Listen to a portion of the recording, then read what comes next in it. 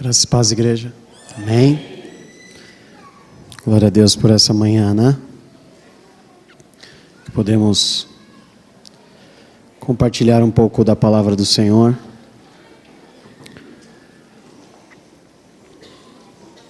Amados, vamos não por um costume,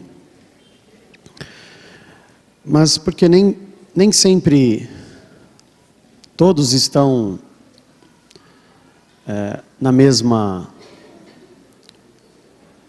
porção, na mesma visão. Muitas vezes até o simples ato de nos deslocarmos da nossa casa para cá, pegar o ônibus, o carro, o trânsito, às vezes a gente acaba esquecendo o motivo que nós estamos aqui. E parece que é algo automático, né? Nós simplesmente entramos no nosso carro, no ônibus e vimos para cá, né? Por isso que é importante às vezes nós pararmos tudo, orarmos, para voltar no trilho e saber por que nós estamos aqui. Então o ato de orar nem sempre é um ato somente de consagração ao tempo da leitura da palavra, mas é muitas vezes para trazer você para o trilho, para o motivo que você veio aqui. E antes de iniciar a ministração, vamos orar e falar com o Senhor. Não, vocês não estão aqui só para ouvir a oração, mas também para falar com o Senhor. Amém? Deus, nós estamos aqui nesta manhã porque nós entendemos e reconhecemos que precisamos de Ti, Deus. Talvez as nossas atitudes não sejam atitudes que estejam, Senhor, devidamente alinhadas com essa certeza que nós precisamos de Ti. Nós estamos aqui porque desejamos, sabemos que precisamos ser transformados por Ti. Que a Tua vontade e o Teu querer sobre as nossas vidas, Deus, seja cumprida nesta manhã. Que todo o engano, que tudo aquilo que possa atrapalhar os nossos pensamentos, a nossa atenção, produzidos por nós mesmos e até mesmo pelo inimigo das nossas almas. Pai, nós queremos ligar no céu em concordância essa declaração, dizendo, Senhor, que hoje nós estamos com os nossos ouvidos, com o nosso coração preparado para receber a semente da Tua palavra, e ave alguma, Senhor, irá roubar e levar, mas, Senhor, esta semente há de cair em boa terra, Senhor. Nós estamos aqui, Senhor, para ouvir a Tua voz, porque a fé vem pelo ouvir, e o ouvir pela Tua palavra. Quando a Tua palavra fala conosco, Senhor, não é ouvir por ser surdo ou deixar de ser, Senhor, mas é o ouvir quando a Tua palavra fala conosco. Quando o Teu Espírito nos convence do pecado, da justiça e do juízo, Senhor, isto traz edificação. E nós estamos aqui nesta manhã com este propósito, Senhor. Não estamos aqui, Senhor, com a intenção de mudar o mundo, nem este país, nem mesmo a nossa cidade. Mas acima de tudo isso, Senhor, nós estamos aqui porque queremos ser transformados por Ti, a nossa vida, os nossos pensamentos, as intenções que nos movem, Senhor. Do que adianta ganhar o mundo inteiro, Senhor, se nós ainda não estamos salvos? Por isso, Pai, nós estamos aqui pelo nome do Teu Filho amado, pela misericórdia que provém de Ti, que nesta manhã se renovou sobre as nossas vidas, pedir ao Senhor, que o Senhor nos ensine mais uma vez, que se necessário for moer, virar pó, para que o Senhor possa reconstruir, faça aquilo que lhe apraz, Senhor, sobre as nossas vidas, Pai. Consagramos esse tempo ao Senhor. Estamos aqui, Senhor, abertos para ouvir o que Tu tens a nós, Pai.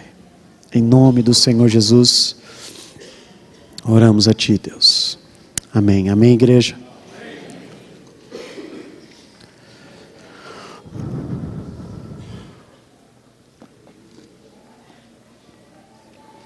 Amados, hoje nós vamos falar sobre arrependimento e não sobre perdão. Existe uma diferença, e a Bíblia nos mostra, sobre arrependimento e sobre perdão. Obviamente, em muitas situações, essas duas palavras estão juntas, mas são duas coisas diferentes. Eu posso pedir perdão a um amigo, a um irmão, e não estar arrependido. Eu posso pedir perdão por ter feito algo que de alguma forma prejudicou o irmão. E eu reconheço que o que eu fiz prejudicou o irmão. E por saber que isso prejudicou o irmão e gerou algum dano, eu peço perdão pelo dano que eu causei. Mas pode ser que eu não esteja arrependido, ainda esteja convicto daquilo que eu fiz. São coisas diferentes. Eu posso pedir perdão para que não continue o conflito e a guerra, para que venha existir paz entre a família. Então eu peço perdão, mas não estou arrependido. A palavra arrependido, ela tem um significado que vem do grego, metabólica, que é mudança de consciência. Não tem nada a ver com atitude, não tem nada a ver com abrir a sua boca e pedir perdão. Tem a ver com a mudança da sua consciência, dos seus valores, do que você acredita, do que realmente move a sua vida. Perdão é um ato que nós devemos praticar todas as vezes que infringimos alguma lei social, bíblica. Em algum momento você fez algo que prejudicou uma pessoa, uma palavra, uma escolha. Você decidiu pintar a parede da sua casa sem consultar a sua esposa. E você escolheu uma cor que ela não gosta. Então você vai pedir perdão a ela, por não ter consultado ela. Mas isso não significa que você está arrependido do que você fez, que a cor é a sua preferência. São coisas diferentes, amados. Arrependimento é muito mais profundo do que o ato de pedir perdão. Pedir perdão é necessário, como foi dito, todas as vezes que você prejudicar alguém, você de alguma forma ultrapassar o limite. Arrependimento não. Arrependimento é muito mais profundo porque envolve as suas convicções, muitas vezes a dureza dos nossos corações. E essa palavra tem o significado de mudança de consciência. Isso deve reger as nossas vidas. Uma pessoa que verdadeiramente está arrependida, em primeiro ponto, amados, ela reconhece que o seu erro tem um impacto que alcança até um certo nível algumas pessoas e até mesmo Deus. Quando você está arrependido, você reconhece que o seu erro, ele foi muito além, fora do teu controle, e realmente causou problemas e danos. Não tem a ver com atitude, é reconhecer que o seu erro ganhou proporções, que não está associado só à sua vida. Paulo fala isso, a carta escrita aos Romanos, de que ninguém vive e ninguém morre para si mesmo. Por mais que você ache que está sozinho nesse mundo, todas as suas atitudes, todas as suas escolhas, em algum momento influencia e atinge outras pessoas. Mas eu não tenho filhos. Mas eu não tenho pais. Eu tenho poucos amigos. Tudo que nós fazemos, amados, acaba refletindo, de alguma forma, na vida das pessoas que estão à nossa volta, mesmo que elas sejam desconhecidas. Estar arrependido, primeiro é reconhecer que você cometeu um erro, e que esse erro atinge a vida de outras pessoas, ou até mesmo do reino de Deus. Não tem nada a ver com você pedir perdão. Primeiro é você reconhecer que você cometeu um erro. E talvez esse seja o ato mais difícil de conseguir tirar e extrair de um ser humano. O reconhecimento do seu erro. Estar arrependido, a Bíblia nos mostra que é desejar de forma ardente corrigir o seu erro, mesmo que seja impossível. Mas o desejo de corrigir faz parte desse arrependimento. Perdão nem sempre, aliás, na maioria das vezes, nós não trabalhamos para corrigir. Nós achamos que o simples ato de falar perdão, acabou tudo, ponto final e não tem mais conversa. E arrependimento é um desejo de corrigir o tempo perdido, ou diminuir a dor do erro. Mesmo que você não consiga fazer nada para mudar isso, você deseja mudar essa situação. Como é difícil, e nós não estamos nessa terra para julgar as pessoas. Mas muitas situações que nós vivemos não está relacionada a julgamento, são fatos. E nós achamos que as pessoas estão julgando. Vou dar um exemplo. Se alguém toma uma multa de trânsito e com um carro do seu irmão em Cristo, ou do seu pai, ele cometeu um erro e chega a multa de forma surpresa na casa, e o pai olha para o filho e fala: ó, você estava com esse carro nesse dia, você cometeu um erro. Pai, me desculpa, pode colocar os pontos na minha carteira, como se isso não fosse óbvio, né? Não, deixa que eu vou pagar. É claro que é você que vai pagar. É claro que os pontos vão para a sua carteira. Não precisa nem se discutir isso. E no dia seguinte ele pega o carro e continua passando no semáforo vermelho. Parece que quando ele falou pode pôr os pontos na minha carteira e eu pago a multa, que ele está arrependido. Parece. Mas os fatos e as atitudes mostram que não. Quando nós estamos arrependidos, nós temos o desejo de consertar as coisas. Nós trabalhamos para corrigir as coisas. Primeiro, eu tenho a consciência de que eu estou errado. Segundo, eu desejo consertar o meu erro.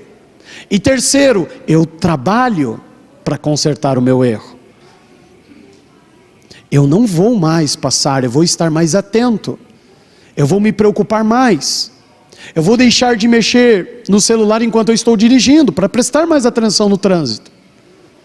Do contrário, este pai pode falar sim ao seu filho: você não se arrependeu do que você fez.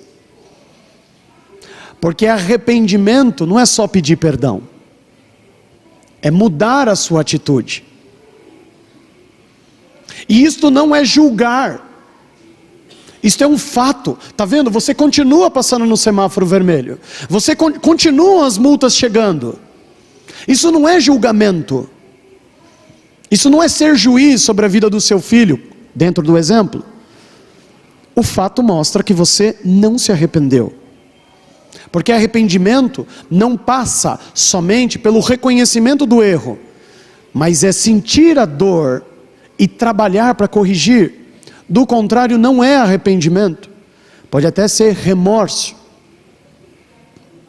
A Bíblia nos dá alguns exemplos de homens que cometeram erros, tiveram a consciência de que cometeram um erro em algum dia, sentiram a dor deste erro e trabalharam para corrigir. Zaqueu, sem Jesus abrir a boca na mesa da sua casa, a Bíblia diz que o amor do Senhor nos constrange. Zaqueu, constrangido pelo amor de Cristo, ele reconhece que ele está errado. Ninguém apontou o dedo para ele. E o que ele faz? Metade do que eu tenho eu vou dar para os pobres. Jesus ali talvez com a boca cheia, olha para os lados e fala, que coisa boa.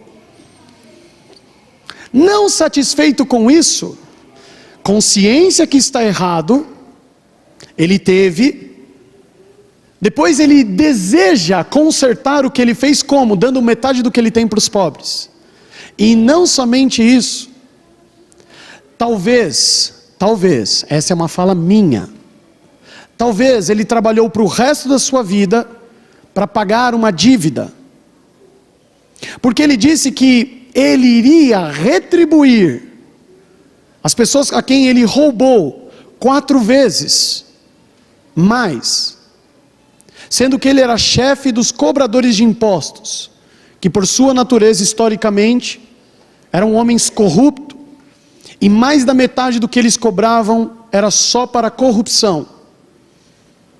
Então dá a entender que Zaqueu vai trabalhar o resto da vida pagando essa dívida. Isso é arrependimento. Perdão muitas vezes é um escape muito fácil, porque para nós é um ponto final e acabou, não se fala mais nesse assunto.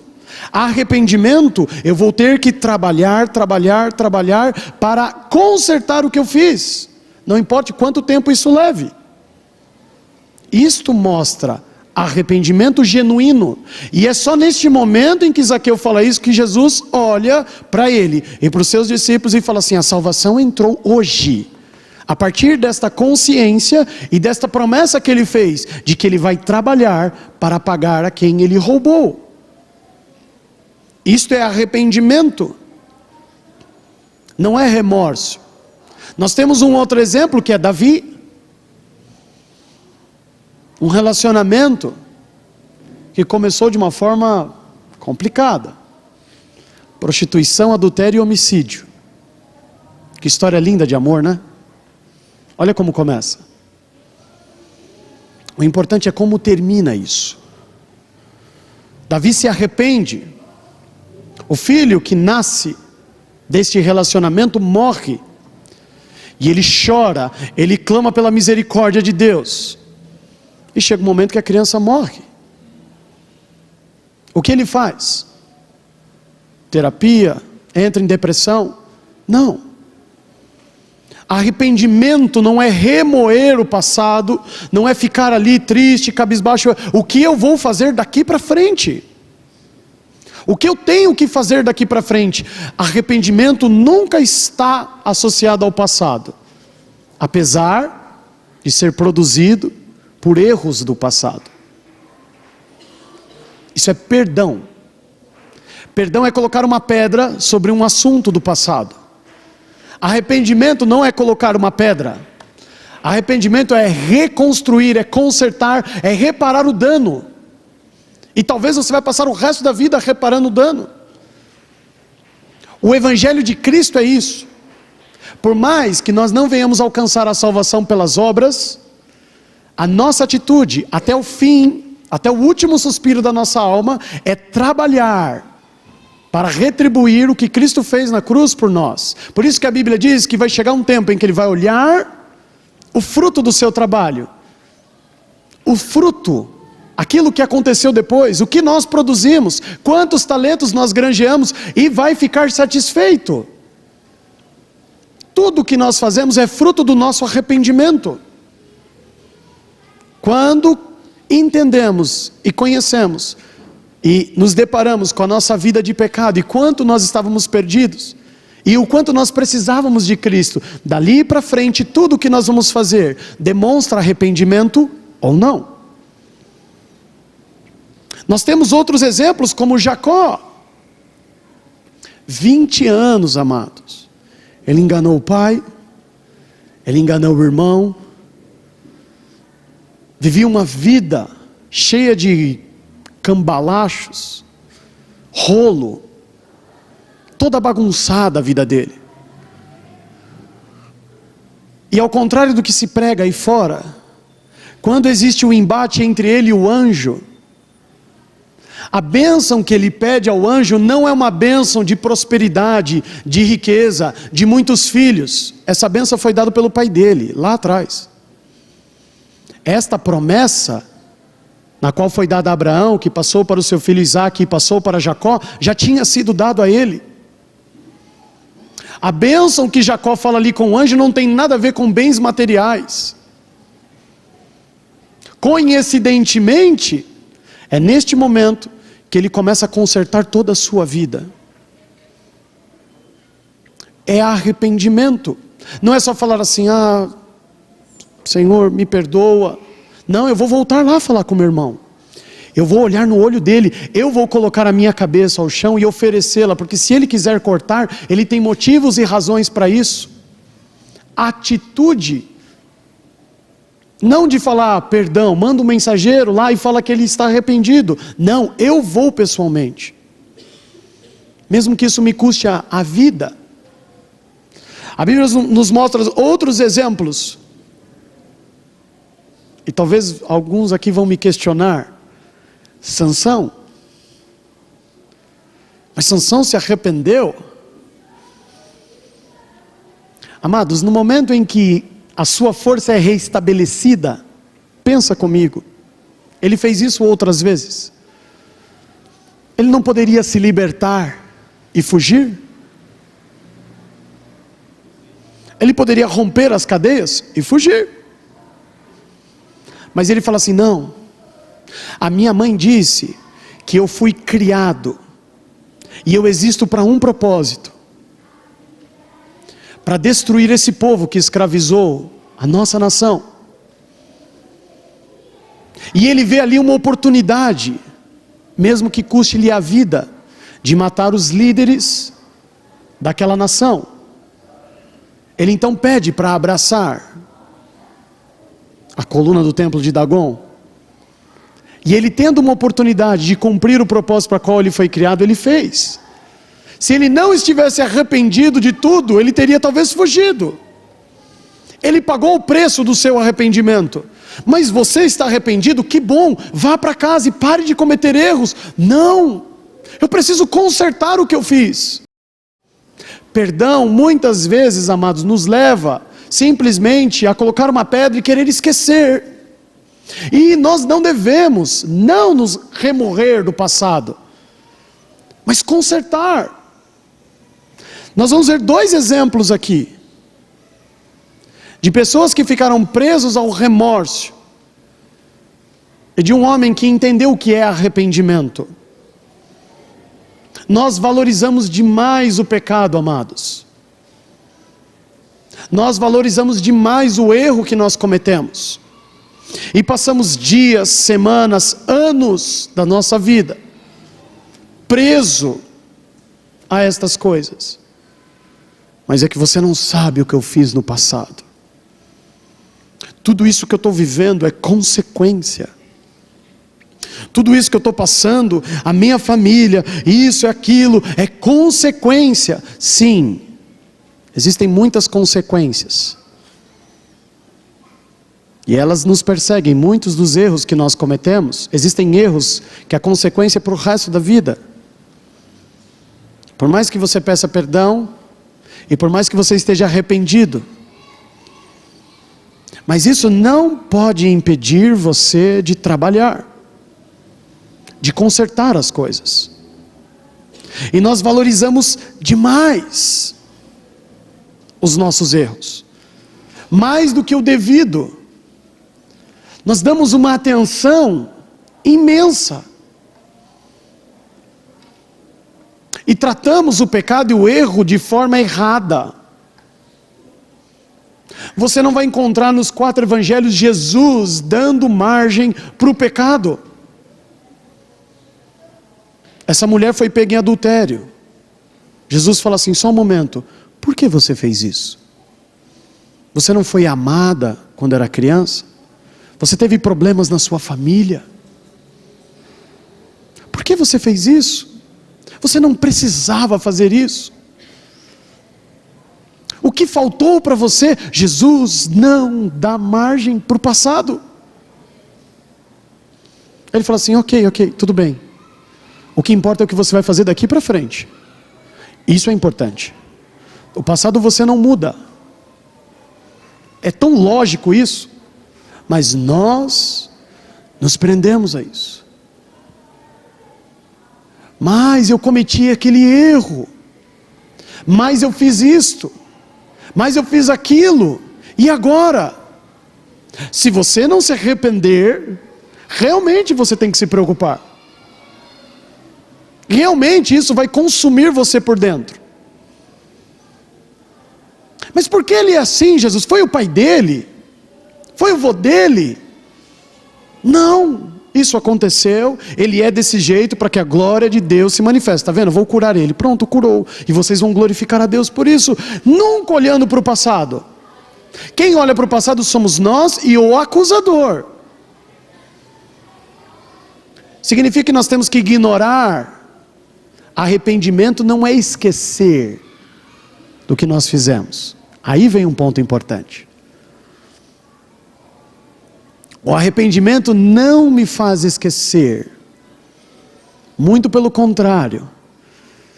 Ele me faz lembrar todos os dias da onde eu saí, do que o Senhor fez por mim, o que eu valia, o que eu era e o que eu me tornei hoje por causa dele.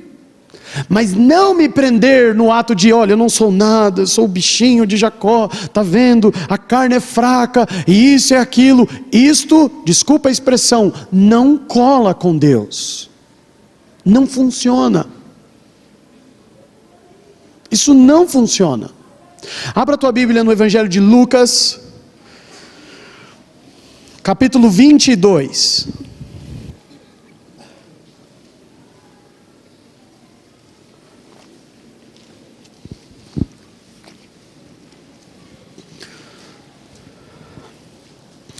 Já ouviram falar de Judas?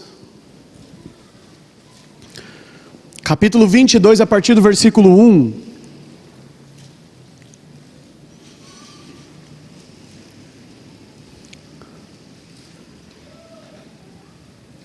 Lucas 22, 1 diz assim: Estava, pois, perto a festa dos Asmos, chamada Páscoa.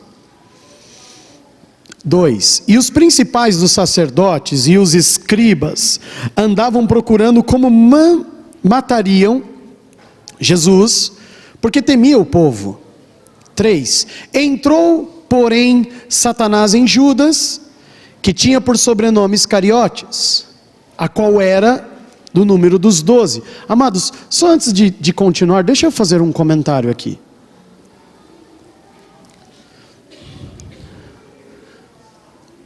Pastor Disseu, não sei qual é a posição dele sobre isso, e ele tem total liberdade para me corrigir hoje e na outra oportunidade.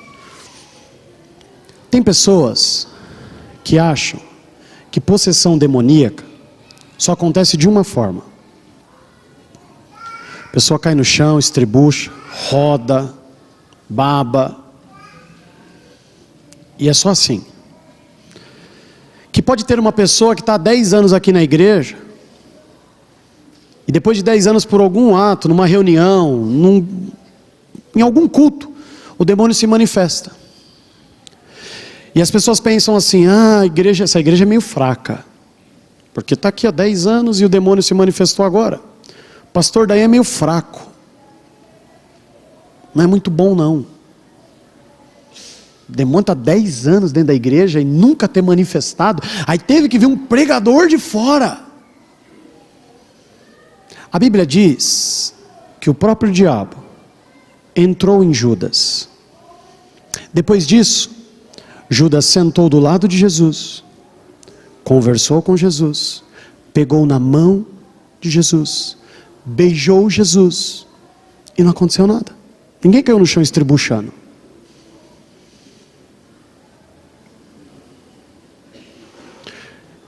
Continuo dando essa autoridade porque é dele, e ele pode me corrigir se for necessário.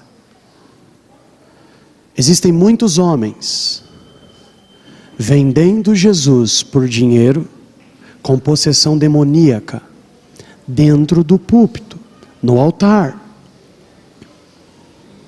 falando de Jesus, comendo com Jesus, e traindo Jesus e vendendo por dinheiro, e é o próprio demônio possesso na vida de um homem. Não se espantem com isso. Mas por que não caiu estribuchando no chão? Nós temos Satanás dentro de Judas, fazendo o que ele quer com Judas. E aqui vou fazer agora um comentário pessoal meu. O diabo, ele conhece a palavra muito bem. E ele sabia, por conhecer as escrituras, que haveria um que andava com Jesus, que iria trair Jesus. Jesus, nas suas orações, declara isso também. Existe um que não há o que ser feito. Ele vai ser um instrumento nas mãos do diabo. Repito, Diogo falando, isso não está na Bíblia. O diabo não sabia quem seria, porque ele não é onisciente, ele não enxerga o futuro.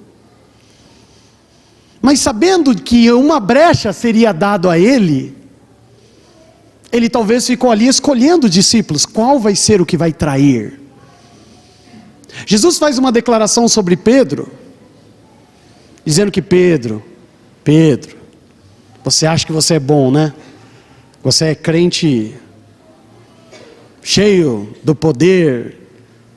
Se não fosse eu interceder pelo Pai, pela tua vida, o diabo cirandava, ele desejava te usar, destruir a sua vida. Diogo falando, tenho por mim, que talvez a primeira opção do diabo não era Judas. Era aquele que mais prometia, aquele que mais defendia, aquele que mais batia no peito e dizia, estou junto até o fim, porque a vergonha seria maior. Mas quem deu a brecha não foi Pedro, pela misericórdia de Deus, não pela sua capacidade. E a Bíblia diz, aqui eu não sei a sua, a minha diz que o diabo entrou em Judas. Entrou. E fez tudo aquilo que nós sabemos na Santa Ceia, no encontro com Cristo. Pensem nisso, amados, não é sobre isso que nós vamos falar, mas pensem nisso. Possessão demoníaca não está associado aos demônios saírem correndo, porque tem um homem de Deus só na sua frente. Isso pode acontecer. Com Jesus não foi assim. Continuemos, 4. E falou com os principais dos sacerdotes e com os capitães, de como lhe o entregaria, os quais se alegraram, e convieram em lhe dar dinheiro, e ele concordou, e buscava oportunidade para lhe entregar, sem alvoroço.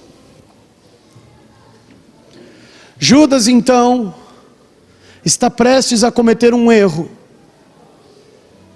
a falhar e trair o Senhor. Ele vai trair Jesus, ele vai o entregar. Judas não tinha uma procuração para decidir o futuro de Jesus. A Bíblia é muito clara dizendo que aqueles homens procuravam uma oportunidade, mas Jesus não dava oportunidade nenhuma para ser preso. E eles tinham uma preocupação com o povo, porque Jesus acabara de entrar em Jerusalém sendo ovacionado. O povo defendia Jesus, reconhecia ele como um grande mestre, um homem bom que curava as pessoas. Então o problema está aqui, como resolver? O próprio Senhor Jesus ajuda aqueles homens a resolver esse problema, indo ao Getsêmani. Judas então trai Jesus, informa aos fariseus, os saduceus, que Jesus estava numa propriedade particular, num sábado, porque já era sexta-feira, passado o horário, e Jesus então é preso, para ser investigado. Isso não é pecado. E aí depois muda-se o foco, e começa a falar de heresias, que Jesus se auto-intitulava isso, que Jesus disse que ia destruir o templo, enfim, nós conhecemos toda a história. Quando Judas percebe o que ele fez, quando Judas percebe a magnitude do seu erro, o que ele faz? Me arrependo? Não. Olha o que a Bíblia diz aqui a partir do versículo 15. Vamos lá? Disse-lhe: desejei muito comer convosco esta Páscoa, antes que padeça, porque vos digo que não a comerei mais até que ela se cumpra no reino de Deus. Jesus está ali na última Páscoa selando esse momento, dizendo: olha, essa é a última Páscoa que eu vou comer convosco. Quando tudo acabar, nós voltaremos a cear. Agora vai um pouco mais à frente.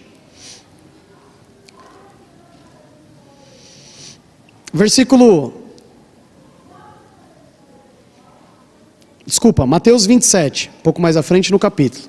Mateus 27, só volta o livro, nós estamos em Lucas, vamos em Mateus 27. Eu acho que é melhor Mateus, pelo nível de detalhamento. Mateus 27.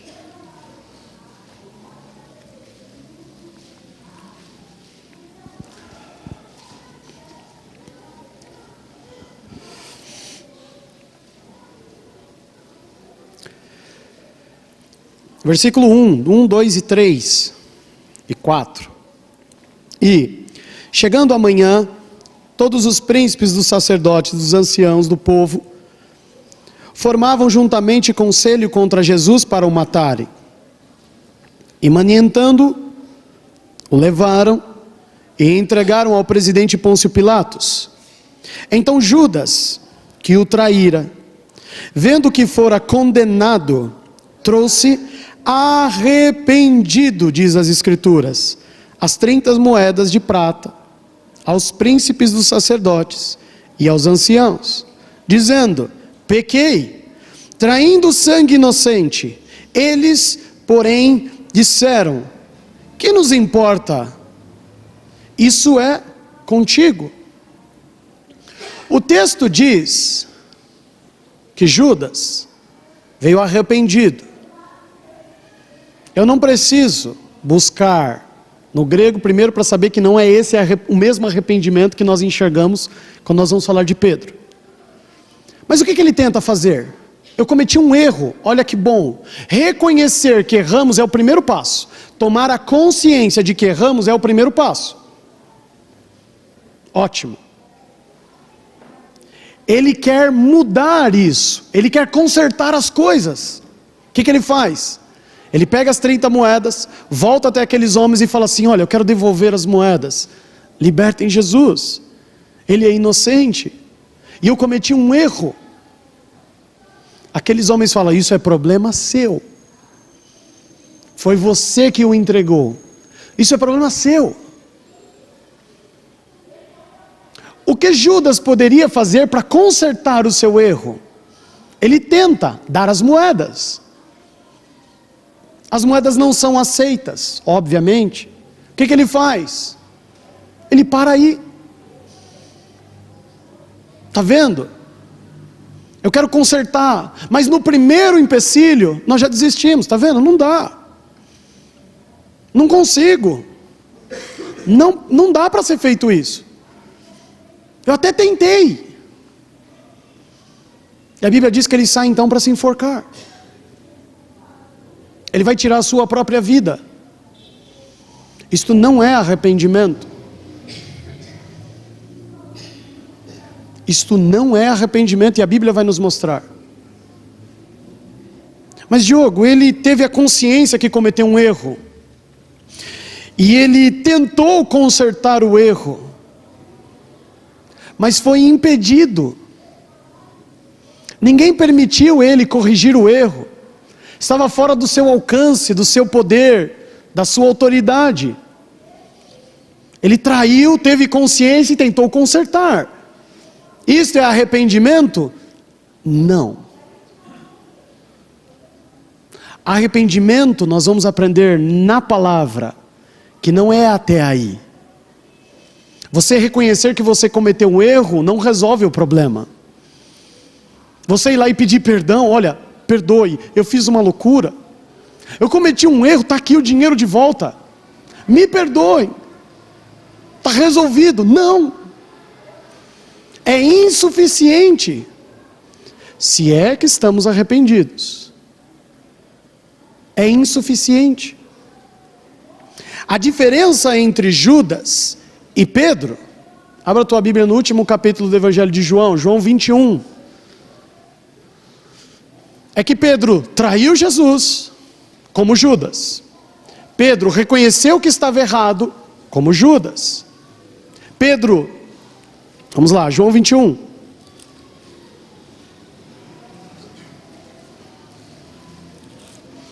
Por conta do tempo, eu vou comentar algumas coisas, até citar, mas não necessariamente vamos ler.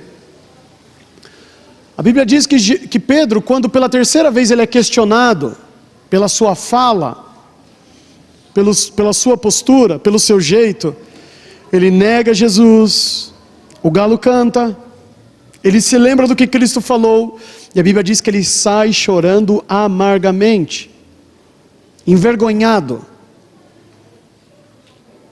Reconhecimento de que está errado. É suficiente? Não.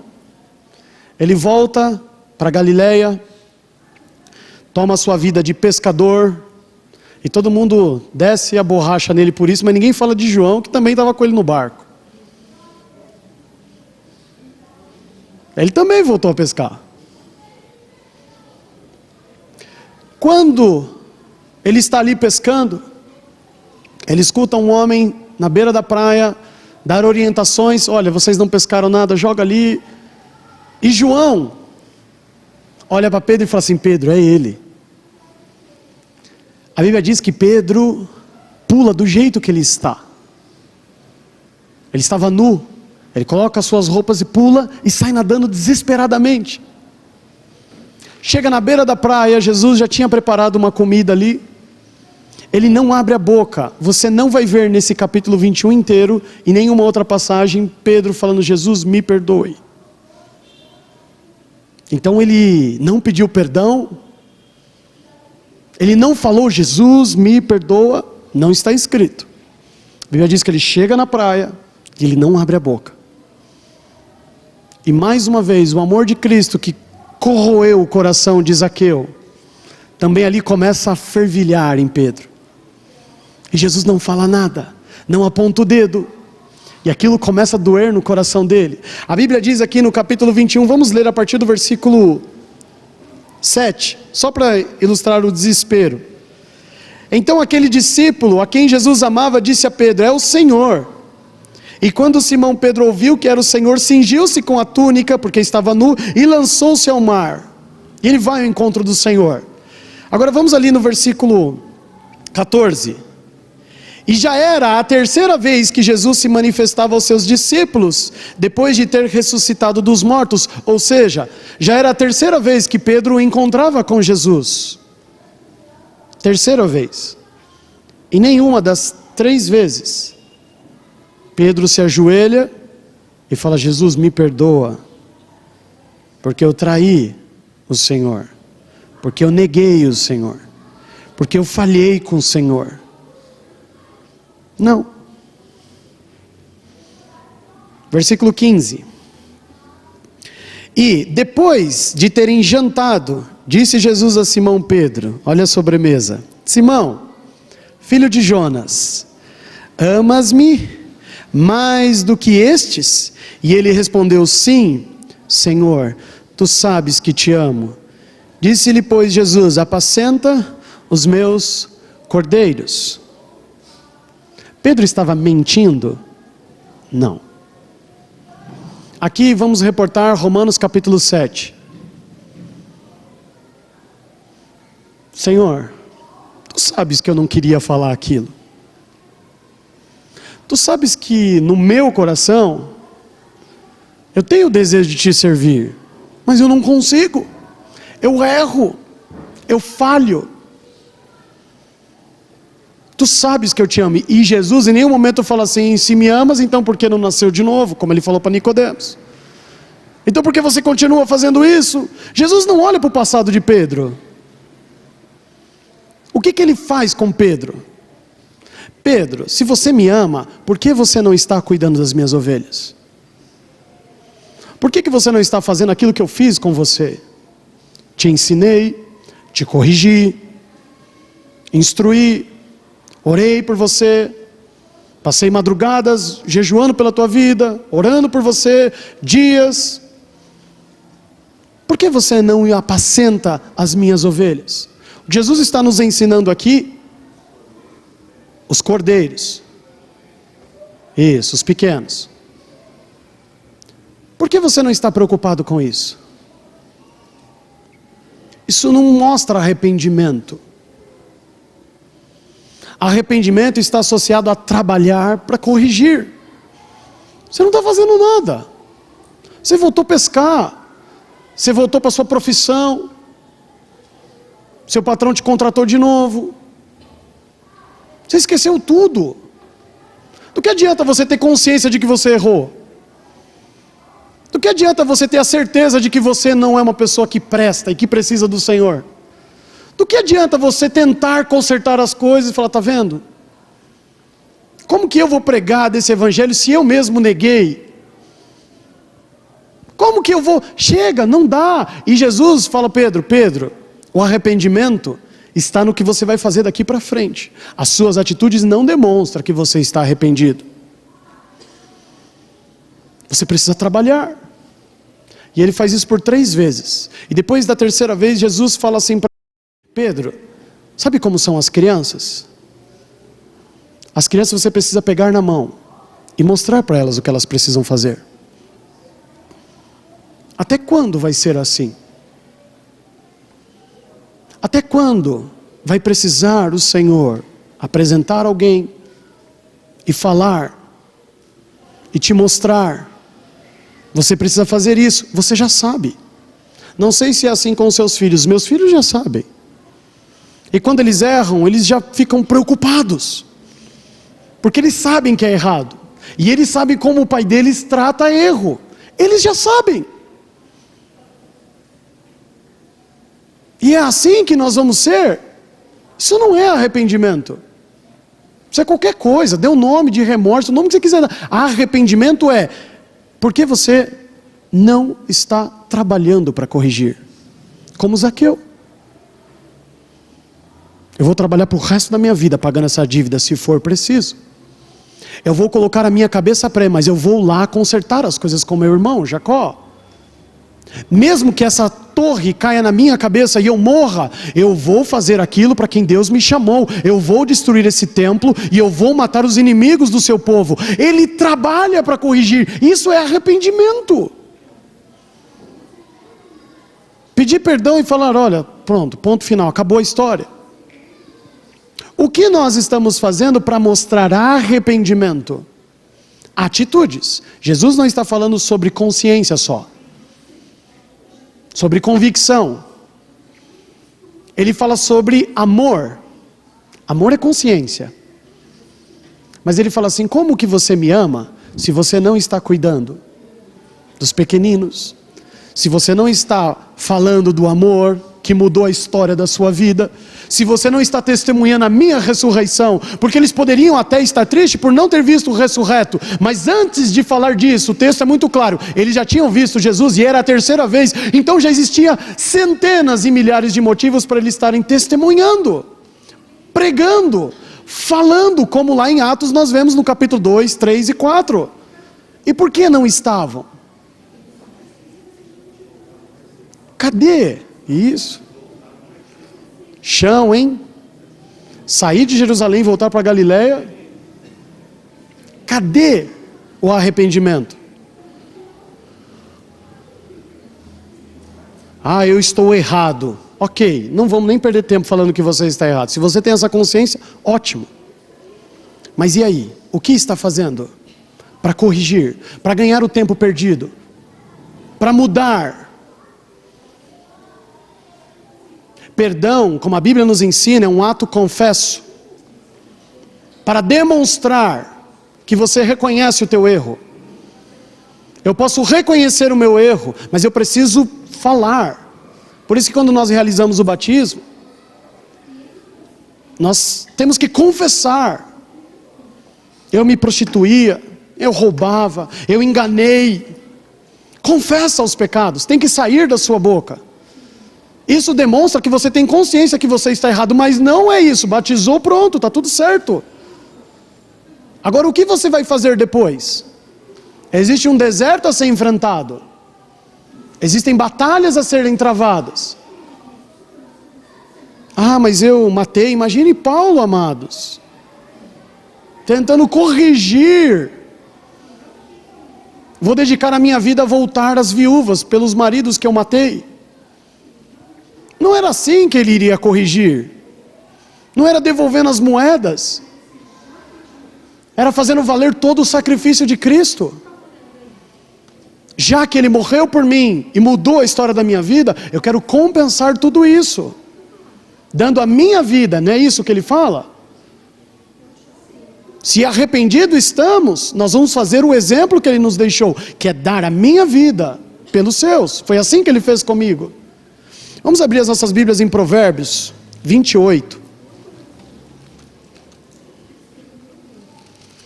Porque antes mesmo da graça, através do espírito de sabedoria que existia sobre a vida de Salomão, ele já nos ensina o que é arrependimento. Provérbios 28.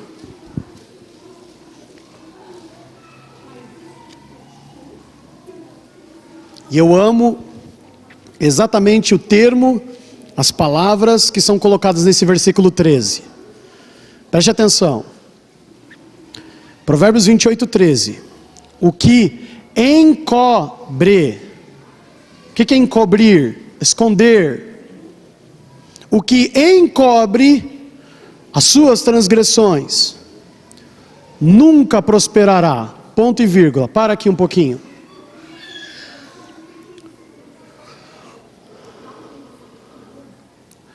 Quantas vezes nós pedimos perdão para encobrir o nosso erro? Olha, eu fiz tudo isso, eu prejudiquei, tá? Então me perdoa, pronto, não fala mais desse assunto. Espera aí, você deixou uma dívida lá para trás. O irmão está todo enrolado no banco, lá pagando juros.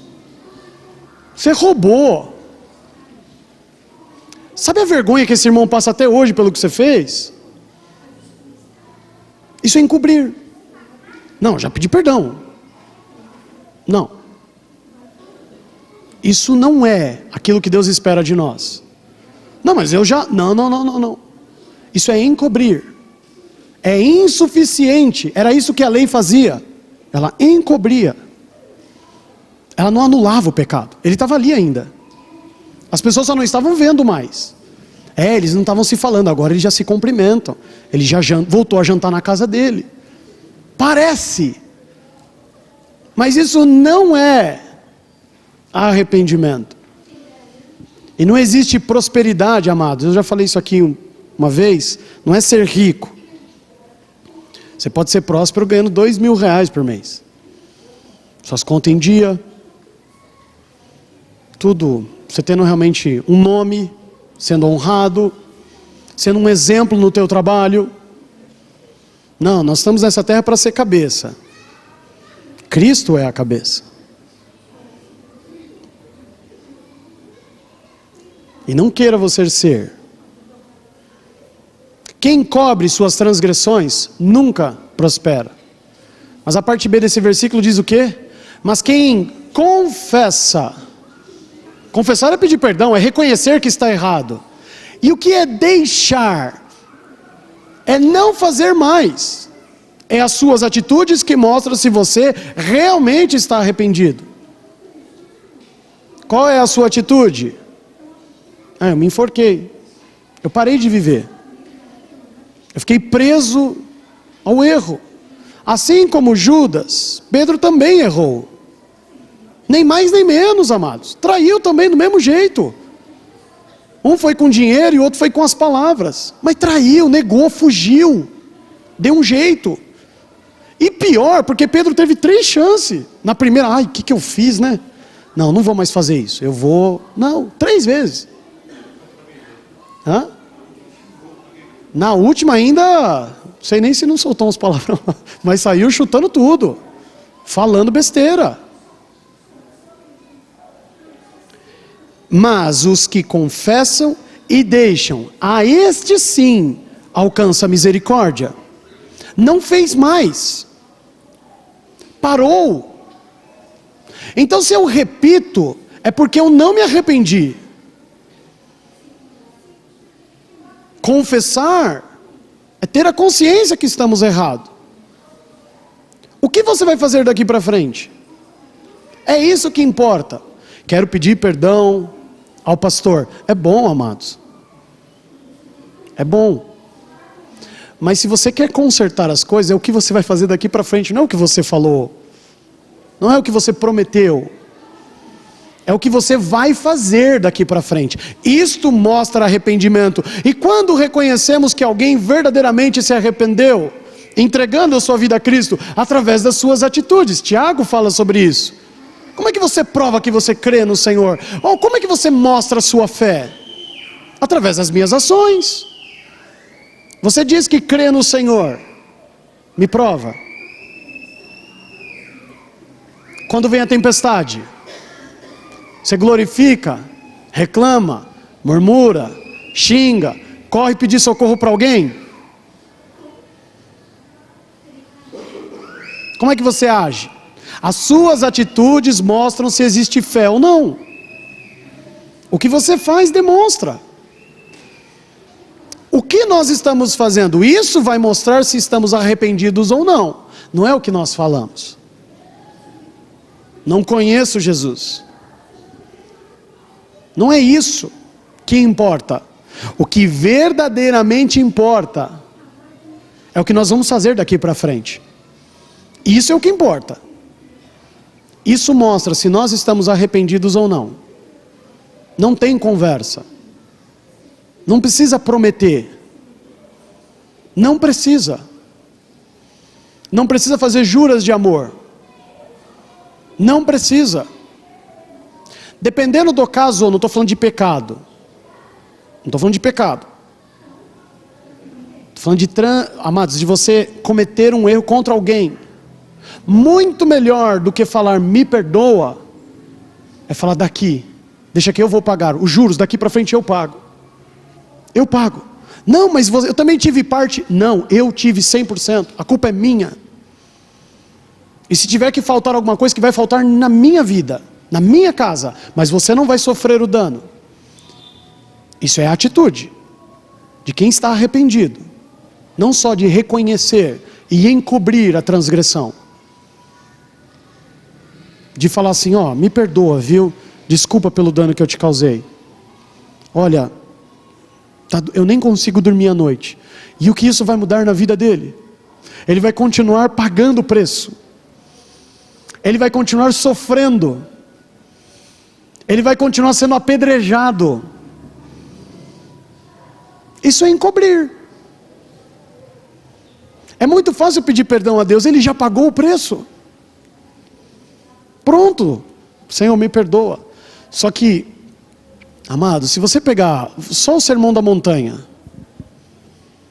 por 3 vezes, no Sermão da Montanha, Jesus fala que perdão não é assim. Dobra o teu joelho e com toda a convicção pede perdão que está tudo certo. Ele fala que se eu não semeio isso entre os irmãos, se eu não perdoo, como que eu espero que o meu Pai venha me perdoar? E depois ele traz uma parábola fora do Sermão da Montanha, falando sobre o credor incompassivo. Como é que posso eu perdoar uma dívida de morte eterna, e você, não, ao seu irmão, algo muito inferior. Não, você não tem perdão. Agora você vai pagar com a sua vida. Então o perdão não é só você chegar e falar, desculpa. Arrependimento não é ter a consciência de que errou. A sua atitude precisa evidenciar, ser a maior prova disso. Alguém tem dúvida de que Pedro se arrependeu? É só ler Atos. As suas atitudes demonstram isso. Foi preso e nunca mais negou o Senhor.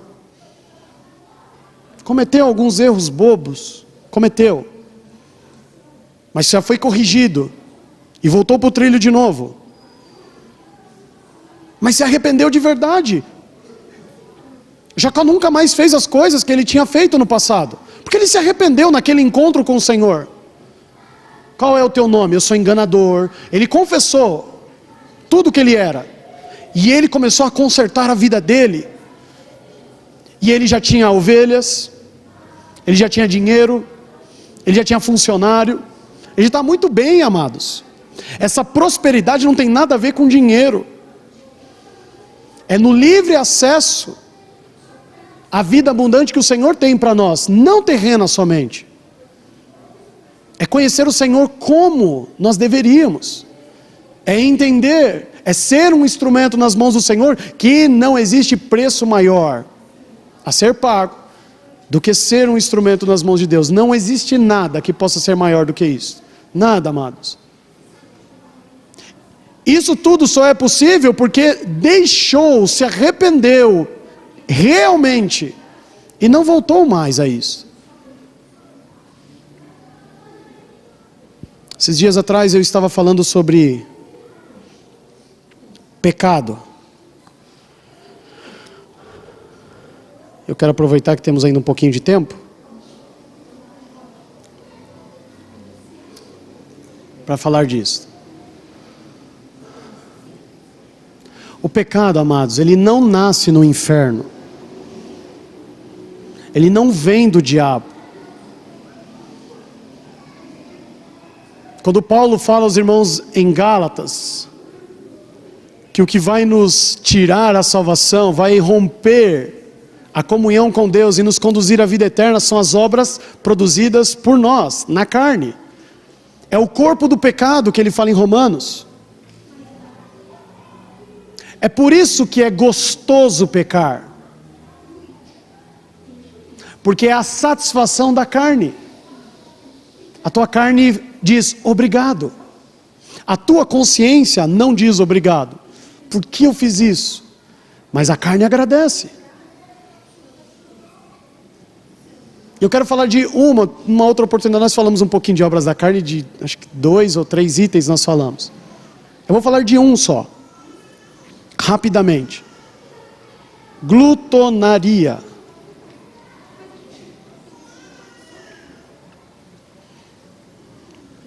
Não é para rir, né? Porque a Bíblia diz na sequência, no versículo 20 e 21 de Gálatas, que isso vai nos levar ao inferno, à perdição eterna. E o que é a glutonaria? É porque o homem não consegue parar de cumprir a vontade da carne. Por que fazemos jejum? Para isso, não, com um propósito. Um propósito. É dar um recado para a carne. Que quem manda. Que você tem domínio sobre ela. Que você pode matar ela, mortificar ela todos os dias se quiser. Que você não vive segundo a vontade dela. Que quem decide quando começa e para é você. Isto é jejum. Quando começar a doer, tem um pastor amigo meu que ele fala isso, que jejum só começa a valer, entre aspas, solta o cronômetro, quando começar a sentir fome. Não é quando você vai dormir meia-noite. E tem gente que vai até às 11h59 comendo. Aí dá 11h59, meia-noite, para de comer. Fala, bom, comecei meu jejum. E come, até passar mal. Rodízio, né? Crente gosta disso, por quê? Porque é como a vontade. Achando que isso é uma bênção de Deus na nossa vida. Como a vontade.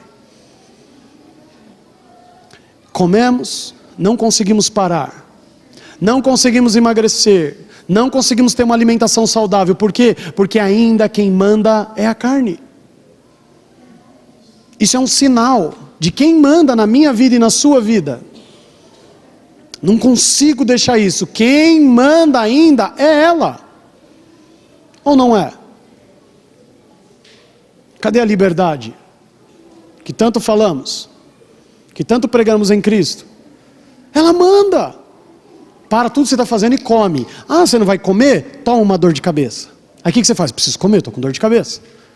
Ah, você não vai comer? Toma uma dor na barriga. Ah, você não vai comer? E ela começa a te afligir. E o que você faz? Calma, eu já vou. E come qualquer coisa para satisfazer. Não, não é isso que eu quero aquilo ali. Mas aquilo é ruim, aquilo é gorduroso, mas é aquilo que ela quer.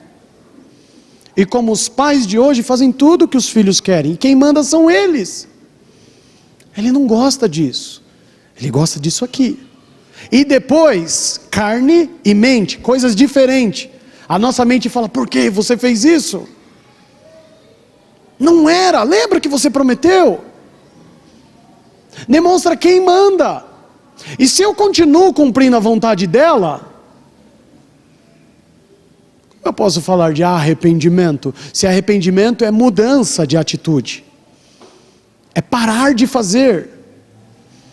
É trabalhar pro resto da vida para pagar a dívida de quem ele roubou. Porque não é só a dívida, é 4 vezes mais agora. E foi ele que colocou esse limite. Isso mostra quem manda. E se nós nos orgulhamos de ser filhos de Deus, vamos olhar, eu só estou dando um exemplo, vamos olhar para a carne. E quem é que manda?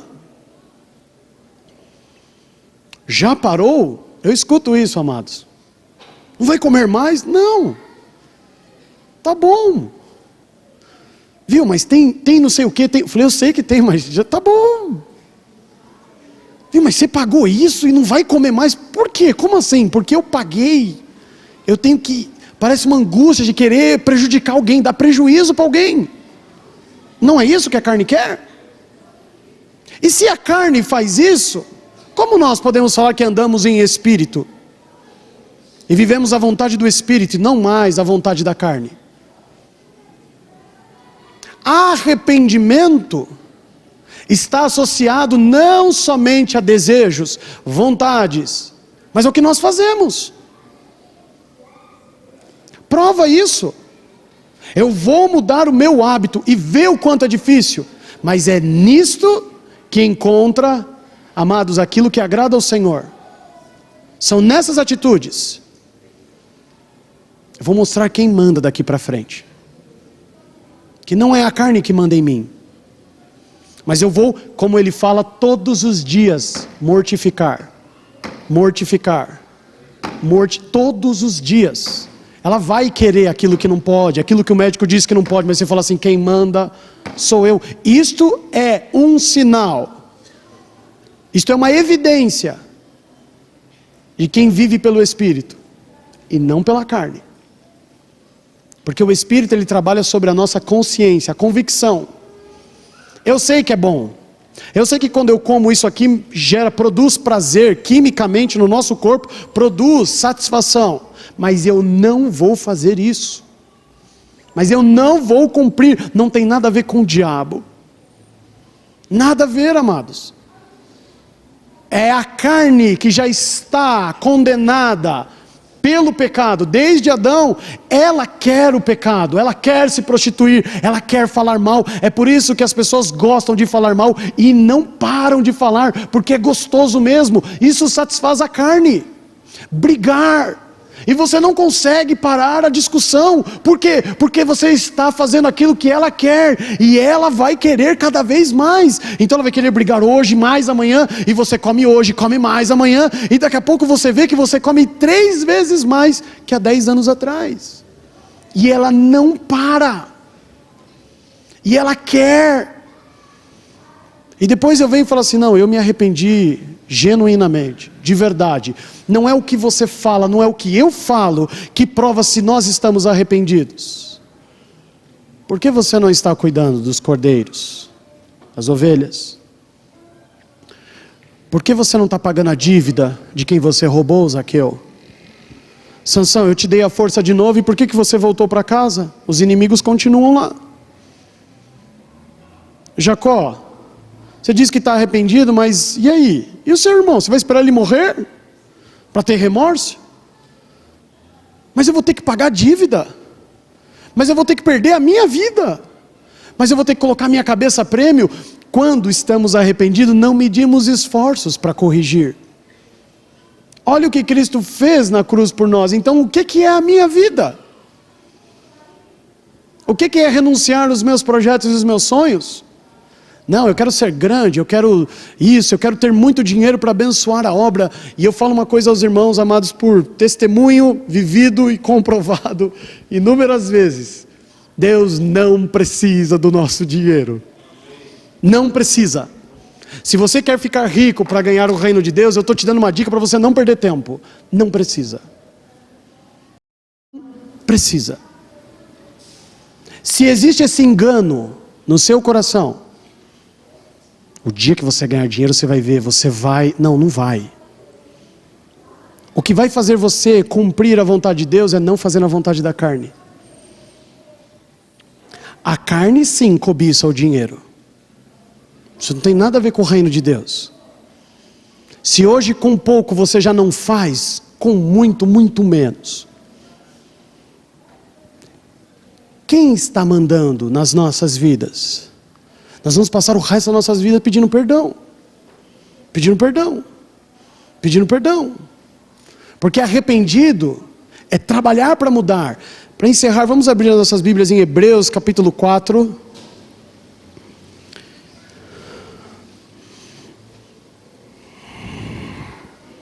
Hebreus 4.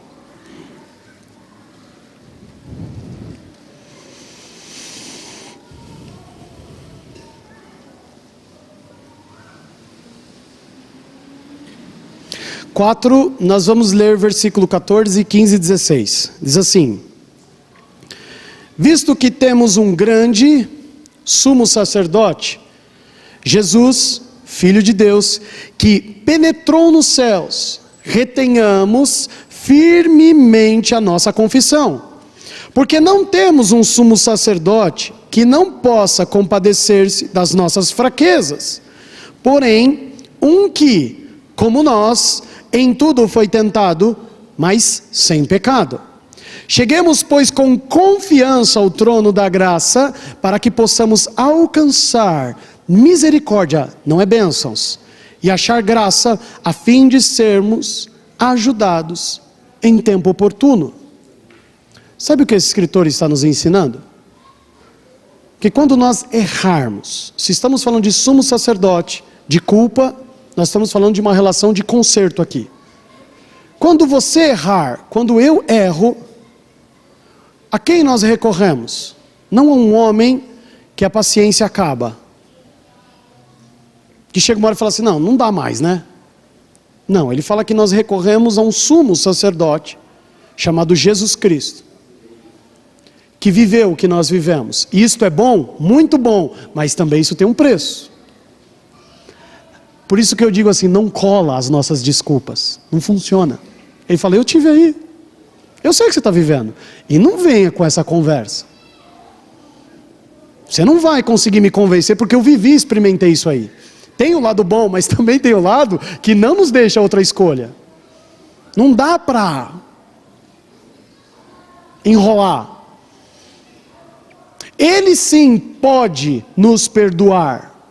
Mas assim como ele perdoou a Pedro e consertou, ele também cobra atitudes daqui para frente. E você não tem que se prender ao passado. Ele fala assim, entra com confiança. Creia que ele pode te perdoar mais uma vez, que ele pode consertar as coisas. Nunca se esqueça disso. Porque tanto a carne como o diabo vão tentar te convencer que não tem mais jeito. Abraça o pecado mesmo e vai para o mundão. Mas ele fala assim, não, Ele conhece as nossas fraquezas, mas Ele também conhece e sabe como vencê-las. Eu entro diante dEle com confiança, mas por duas coisas Ele fala: para que nós venhamos alcançar misericórdia. Lembra que nós lemos em Provérbios? Quem alcança misericórdia? Quem confessa e deixa. Então não é só: Senhor, estou aqui na tua presença. Para alcançar misericórdia nós já aprendemos lá atrás. Eu confesso: Senhor, não faço mais. Aí alcançamos misericórdia e graça. Ele está falando de salvação. Como que nós vivemos diante do Senhor? Nós não vivemos diante do Senhor pedindo perdão o tempo todo. Porque se existe arrependimento, Jesus não precisa voltar à cruz novamente. O que importa é o que nós vamos fazer daqui para frente. O que nós vamos construir daqui para frente. Isso é o que importa. Quantos maridos se foi pego em adultério, se negou 3 vezes, se vendeu por 30 moedas, nada disso importa, desde que eu esteja verdadeiramente arrependido. E arrependimento não está relacionado só a um sentimento. Começa na minha consciência, depois é traduzida nas minhas atitudes. O que eu faço mostra se eu estou arrependido ou não. O resto é o nome que você quiser dar: remorso, mágoa, o que você quiser dar. Arrependimento é: errei, falhei, ninguém precisa me falar isso. Agora eu vou tentar corrigir. Eu vou lá pedir perdão? Vou, mas o perdão não ameniza. O perdão não aplaca a dor. O perdão nem sempre, aliás, nunca paga a dívida. Dinheiro eu estou falando. Não é o perdão que paga a dívida. Se você reconhece que é sua culpa, por que você também não reconhece a dívida? Temos que trabalhar, é isso que mostra arrependimento. A Bíblia nos dá, amados, muitas formas de nós identificarmos, de nós sabermos se estamos no caminho certo ou não. E todas elas estão associadas às nossas atitudes. Todas. Todas. Você tem fé? Tenho. As suas atitudes mostram. Tu me amas? Amo. As suas atitudes não mostram isso. Eu sou servo de Deus? Sou. As suas atitudes mostram isso. Nasce na minha consciência, na convicção, mas não pode ficar só aqui. Não pode ficar só na vontade, no desejo, no anseio. Arrependimento precisa vir com as atitudes. E a Bíblia, eu tenho por mim, amados, que os exemplos na Bíblia, eles são tão radicais, mas tão radicais, porque eu não conheço ninguém, amados, eu não conheço ninguém que viveu e passou os exemplos que aqui estão. Você conhece alguém que foi vendido pelos irmãos? Ia ser morto e depois foi vendido? Que foi traído?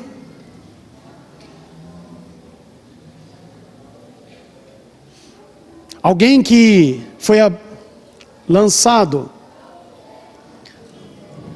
no rio, matou, homicida, fugiu, sem família, sem destino, sem nada, perdido no deserto.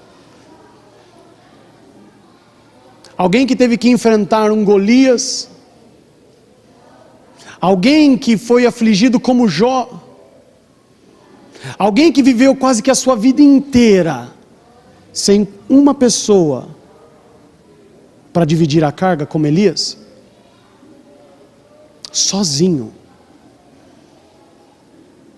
Alguém que padeceu como Pedro, alguém que padeceu como Paulo. Esses dias atrás eu estava falando sobre Paulo, E hoje ele seria tido como um herege, amados. Se você ler a última carta que ele escreve para Timóteo, Paulo está pobre,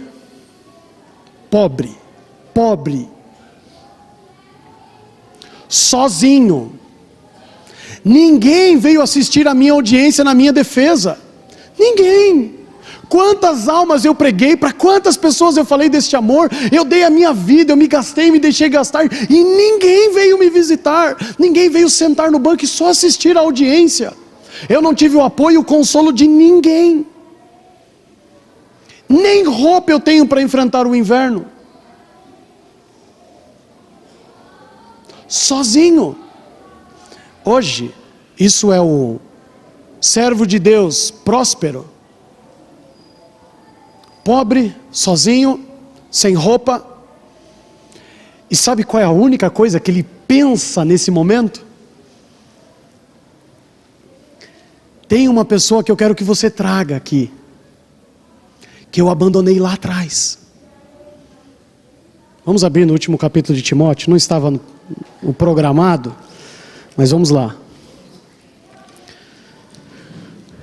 Prometo que esse é para encerrar mesmo.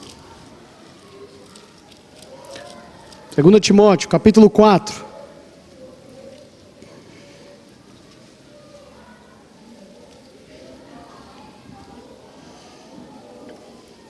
Ele fala lá no versículo 11 do capítulo 4. Eu quero que você venha, traga comigo, traz aqui para me visitar, Marcos. Marcos é o mesmo no conflito com Barnabé, aonde Paulo diz assim: com ele eu não faço mais obra de Deus, porque ele dá mais trabalho do que ajuda. Eu não sei não se isso aí vai longe, viu? Dá muito trabalho. Quando ele está sozinho, desamparado pela igreja, pelos homens, ele ainda consegue se lembrar: eu preciso corrigir uma coisa na minha vida, eu sei que está chegando o fim dela, e eu preciso corrigir. Para mim esse menino não ia durar muito, e ele continua firme na fé. Traz ele comigo, porque eu quero abraçá-lo. Atitudes demonstram arrependimento. Se eu tivesse a oportunidade, eu iria ao encontro de Marcos, mas eu estou preso. Por favor, traga-o, porque eu quero consertar as coisas. São as atitudes, amados, que mostram verdadeiramente o nosso arrependimento. Não é o que nós falamos. Não que falar não tem valor. Confessar, pedir perdão, reconciliar, isso é bom. Mas isso não é nem a ponta do iceberg, amados. O que eu e você vamos fazer é o que demonstra se realmente nós estamos arrependidos, ou se é qualquer outra coisa. São as atitudes. Amém? Amém. Amados, vamos orar.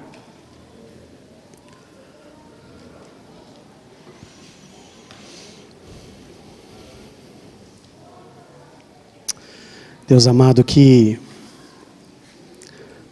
nada da tua preciosa semente, nada, Senhor, seja perdido ou em vão, mas que arrependimento genuíno, traduzido pelas nossas atitudes e não pela nossa boca somente, possam estar apresentados todos os dias as nossas ações, Deus. O Senhor não se cansa de nos ensinar, de nos corrigir, e nós não devemos nos cansar de trabalhar para demonstrar verdadeiro arrependimento, Senhor. Que a tua graça, que paira sobre as nossas vidas, continue, Senhor, pela tua misericórdia sobre nós. Com confiança, sabendo quem tu és, nós queremos, Senhor, corrigir os nossos passos. Que a tua vontade e o teu querer se cumpram em nossas vidas. que possamos ser aquilo que o Senhor espera de nós, como um incenso, Senhor, que desta terra cheira suavemente até a Tua presença. Que não seja mais a carne a dominar os nossos pensamentos e atitudes, mas que em espírito possamos caminhar. Pela Tua graça e misericórdia, sim, Deus, nós oramos e Te agradecemos por esta semana que se inicia hoje. E as primeiras horas dessa semana nós estamos aqui, Senhor, porque reconhecemos que é o Senhor que cuida do nosso futuro e do que está por vir, Pai. Eu oro e agradeço ao Senhor e consagro este tempo a Ti, porque o Senhor é merecedor de toda a glória e de toda a honra somente, Deus. Em nome do Senhor Jesus, Pai. Amém. Amém, amados?